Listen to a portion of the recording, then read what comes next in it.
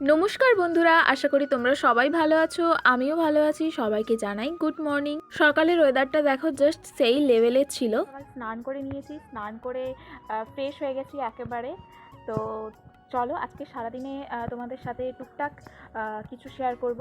তো কি শেয়ার করা যাক, দেখা যাক। আজকে তো আমি সারাদিন বাড়িতেই আছি, তো চলো ব্লগটা কন্টিনিউ করতে থাকো।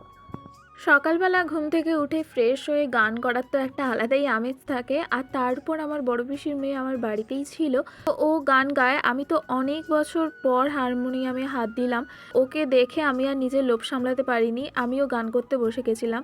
এইভাবে সকালটা তো সত্যিই দারুণ কাটলো। তারপর তো দুপুরে খেয়ে দিয়ে ঘুমিয়ে গেছিলাম, আর ঘুম থেকে উঠেই দেখছি অঝরে বৃষ্টি ঝরেই যাচ্ছে। বৃষ্টি তো থামার কোনো নাম নেই, লাগাতার 4 দিন ধরে এরকম বৃষ্টি আমাদের এই সাইডে হয়েই যাচ্ছে।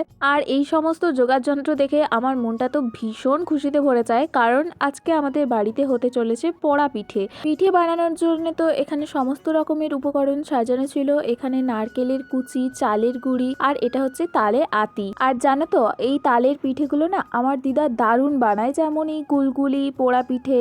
আমার দিদা কিন্তু এই সমস্ত জিনিসগুলো খুবই ভালো বানায়। আর যখনই আমার মামা বাড়িতে এইগুলো হয়, আর বাড়িতে কিন্তু অবশ্যই পাঠিয়ে দেয়। তারপর তো এখানে দেখছি কলা পাতাগুলোও বেশ সুন্দর করে সাইজ করে কেটে ধুয়ে টুয়ে এখানে রেখেছে।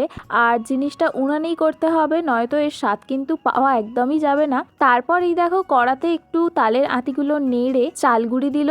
আর এরকম করলে কিন্তু জিনিসটা আরও খেতে টেস্টি হয়। আর এই যে পুচকিটা দেখছো, এর বাবাই হচ্ছে আমাদের মেন শেফ। আমার মা এই সমস্ত রান্নাগুলো অত ভালো পারে না, আর ওর বাবা কিন্তু, ওর মাও সেম, অনেক ভালো এই পিঠে টিঠেগুলো বানাতে পারে। তারপর তো উনানের উপর এত বড় কড়া বসানো হলো, আর এই মিক্সচারটা ওর মধ্যেই দেওয়া হবে। আচ্ছা, তোমাদের তালের কোন জিনিসটা খেতে বেশি পছন্দ অবশ্যই আমাকে কমেন্ট করে জানিও, গুলগুলি না পোড়া পিঠে।